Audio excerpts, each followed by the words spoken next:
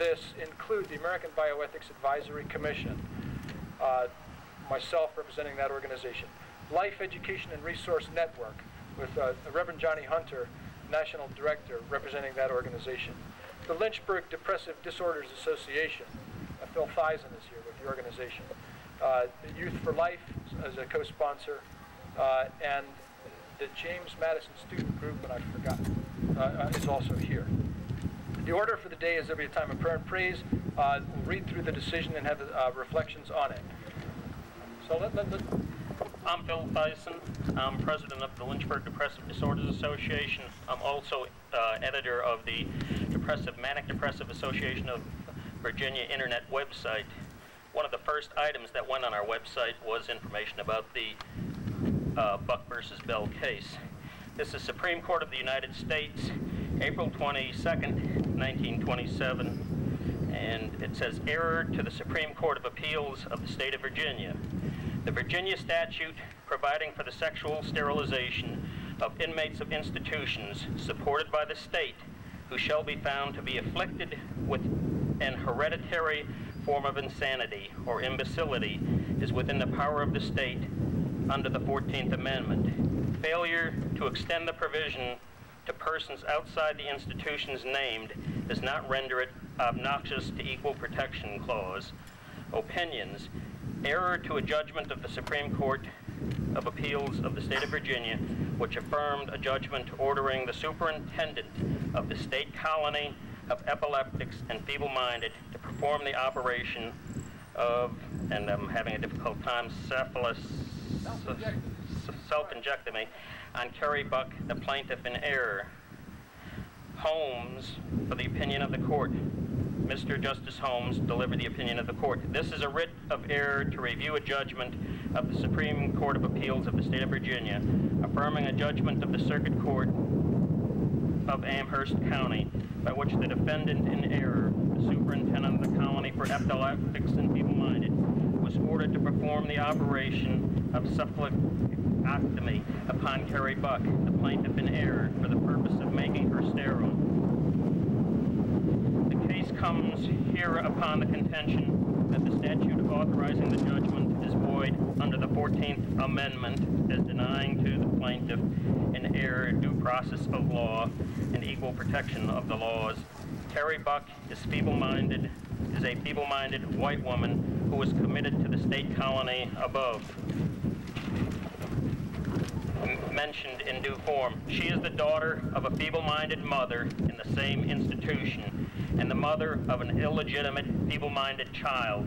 She was 18 years old at the time of the trial of her case in the Circuit Court in the latter part of 1924. An Act of Virginia, approved March 20th, 1924, recites that the health of the patient and the welfare of society may be promoted in certain cases by the sterilization of mentally defectives, under careful safeguard that the sterilization may be effected in males by vasectomy and in females by cephalotomy without serious pain or substantial danger to life, that the Commonwealth is supporting in various institutions many defective persons who, if now discharged, would become a menace, but if incapable of procreating, might be discharged with safety and become self-supporting with benefit to themselves and to society.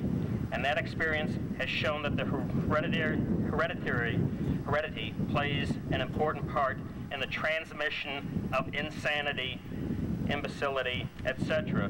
The statute then enacts that whenever the superintendent of certain institutions, including the above-named state colony, shall be of the opinion that it is for the best interest of the patients and of society that an inmate under his care should be sexually sterilized, he may have the operation performed upon any patient afflicted with hereditary forms of insanity, imbecility, etc., on complying with the very careful provisions by which the Act protects the patients from possible abuse.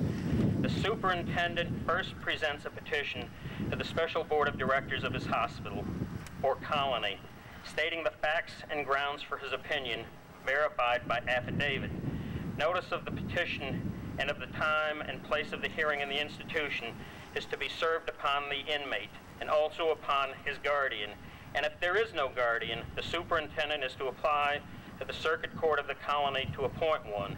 If the inmate is a minor, notice also is to be given to his parents, if any, with a copy of the petition. The board is to see to it that the inmate may attend the hearings if desired by him or his guardian. The evidence is also to be reduced to writing, and after the board has made its order for or against the operation, the superintendent or inmate or his guardian may appeal to the Circuit Court of the County. The Circuit Court may consider the record of the board and the evidence before it and such other admissible evidence as may be ordered, and may affirm, revise, or reverse the order of the board and enter such orders as it deems just.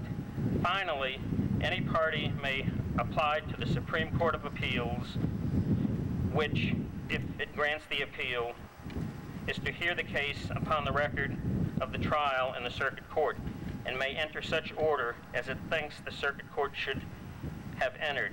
There can be no doubt that so far as in this case was taken in scrupulous compliance with the statute, and after months of observation, there is no doubt that in the respect the plaintiff in error has had due process of law.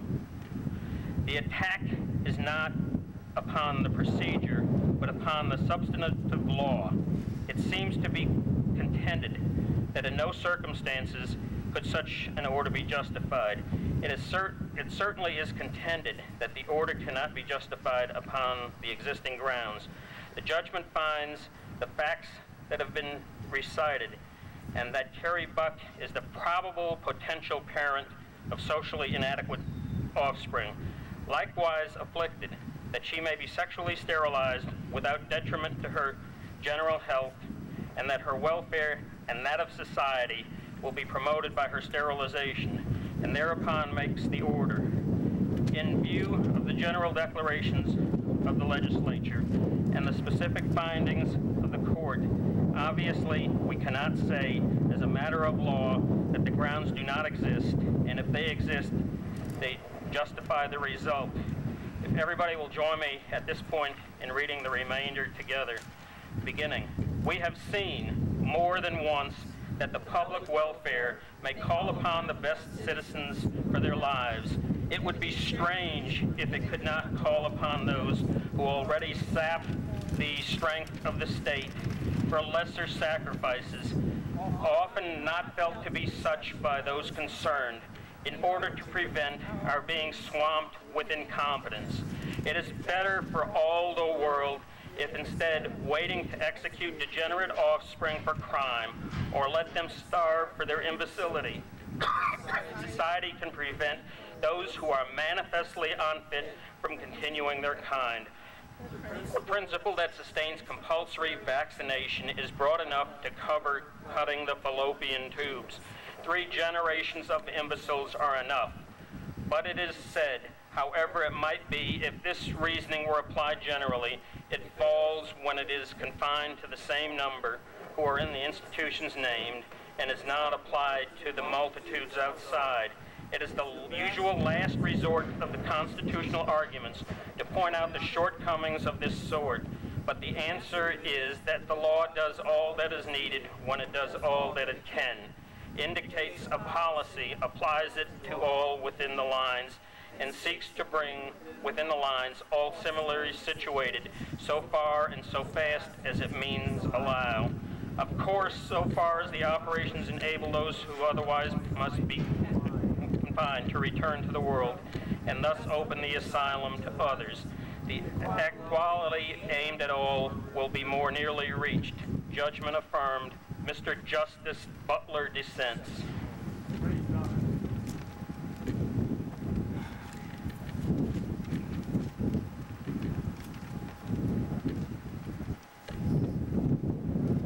Phil, thank you very much. Appreciate that.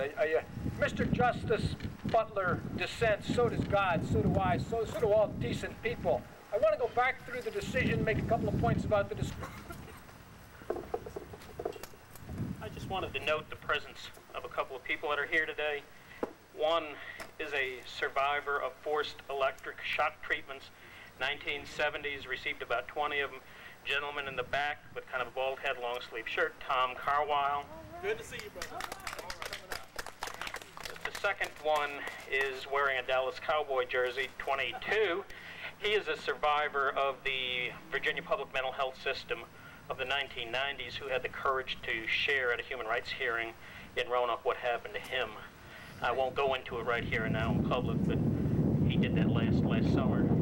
I'd also like to point out something about Virginia that really belongs as part of the eugenics discussion. There was something in 1924 that was passed called the Racial Integrity Act.